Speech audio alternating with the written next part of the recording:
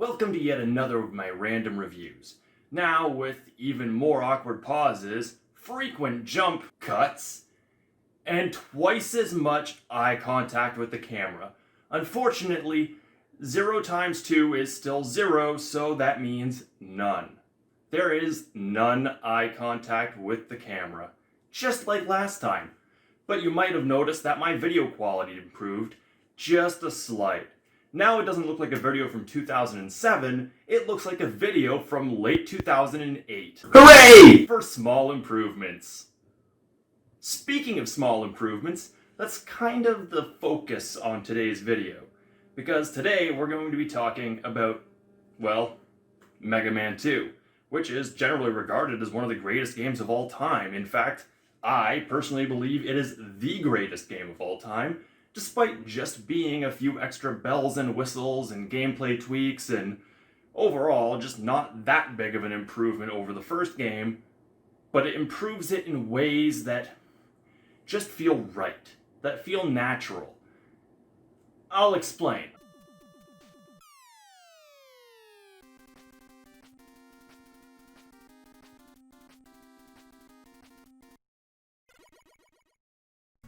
Mega Man 2 is the base Mega Man experience.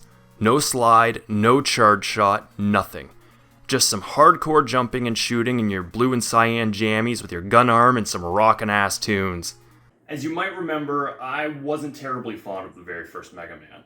It was mechanically sound, but flawed in a lot of small ways, that mostly being the game balance, the difficulty, maybe the level design.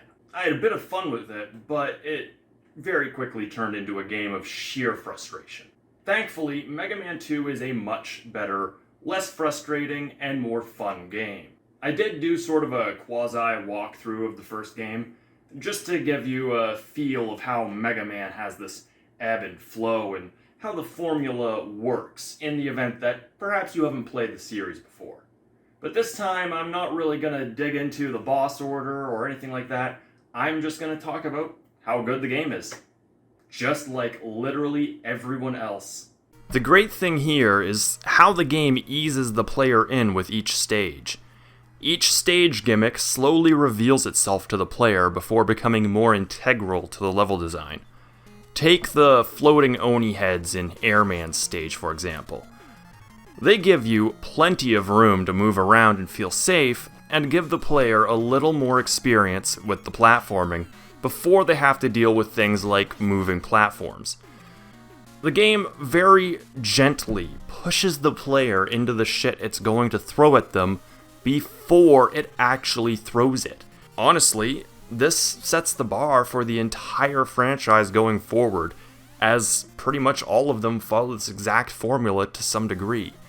Be they from the classic, the X, the Zero, even the Battle Network series does something very similar to this, but I'll talk about that once I get to Battle Network. The platforming, don't get me wrong though, it doesn't mean that the game's easy.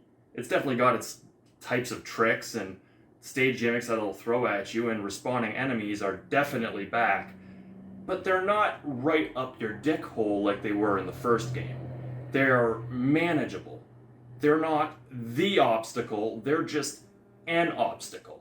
The platforming this time around is hard, and that's the key word, hard. It's not cheap, it's not annoying, it's not unfair. The difficulty feels like it's earned. Every death is your fault. This game is fair.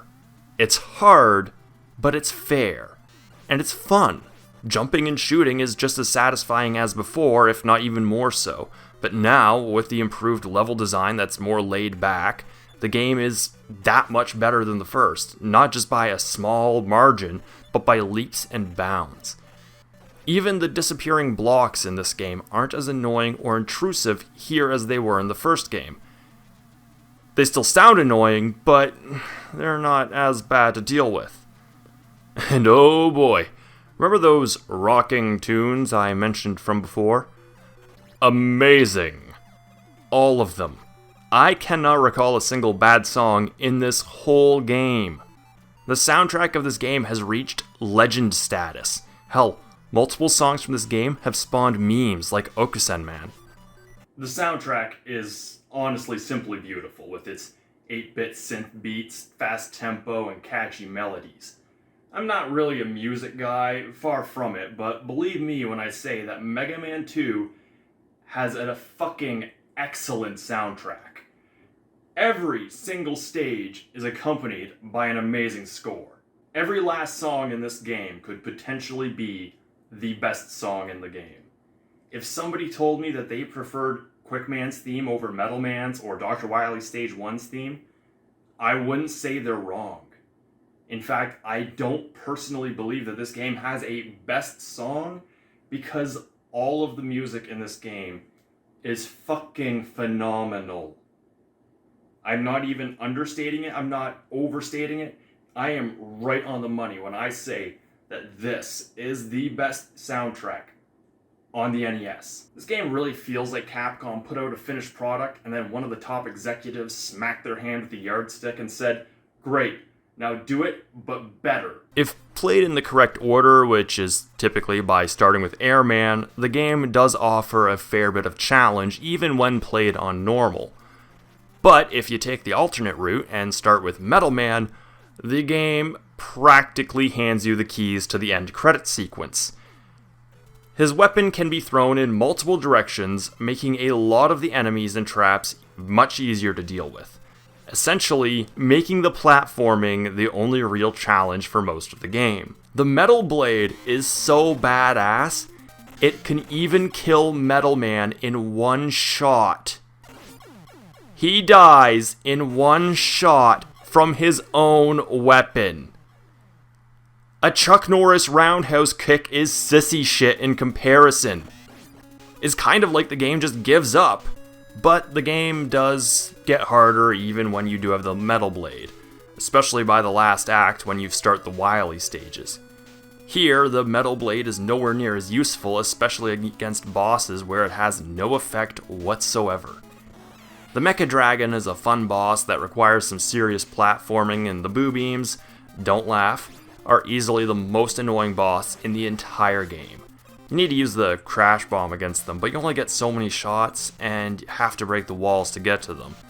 Thankfully, if you die, the walls do not respawn, and there's definitely enough enemies along the way to refill your ammunition. Like the first game, you have to fight all the previously defeated Robot Masters in a gauntlet.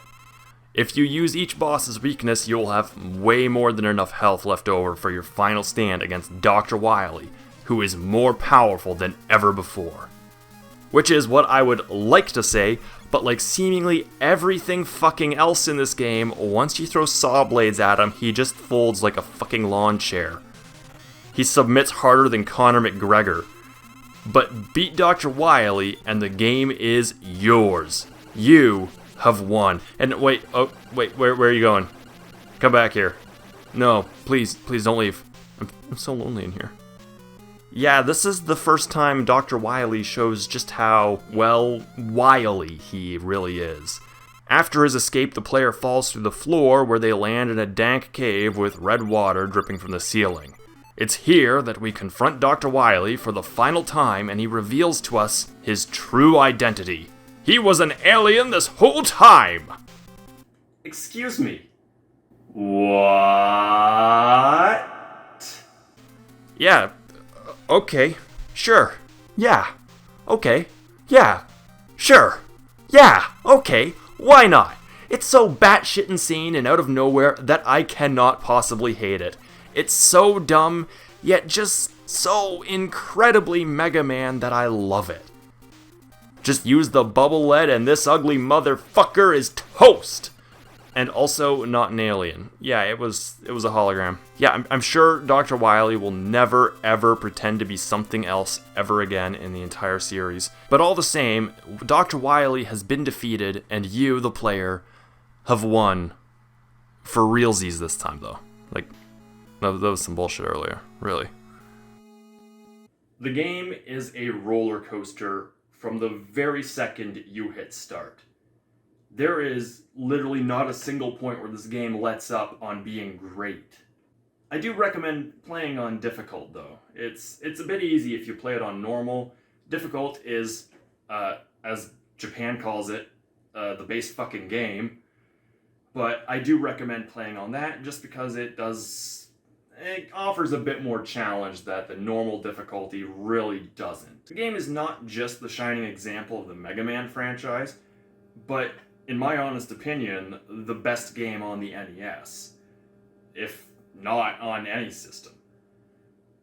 That being said, there is actually one game I like more than Mega Man 2, which I will get to eventually. I'm not going to tell you what it is, because it's going to be a bit of a surprise. With how many times Mega Man has been re-released and recompiled into different versions, there really isn't much of an excuse for somebody to have not played this game. I feel like if you have to play it through the original NES version, or the iffy Sega Genesis version, or the Anniversary Collection, or even the Legacy Collection, which is how I recorded all this wonderful, beautiful HD footage, I really feel like no matter how you're going to do it, do it. Even if it's on your phone, do it. You owe it to yourself as a gamer to really play this game. It is amazing. Everything from the graphics to the sound design to the level design to even the animations, as limited as they are due to the technology, are superb. I cannot state this enough when I say that this is the closest to a perfect 10 out of 10 that a game has ever come. Fuck The Last of Us Part 2. That's going to be my only jab towards that. Instantly demonetized, and as if the music didn't do that already. And yeah, that's really it. Go play it right now. Like, just stop watching, close the video, go play Mega Man 2 right now. Do it. No joke. That's how serious I am. Go do it now. Like, fuck off.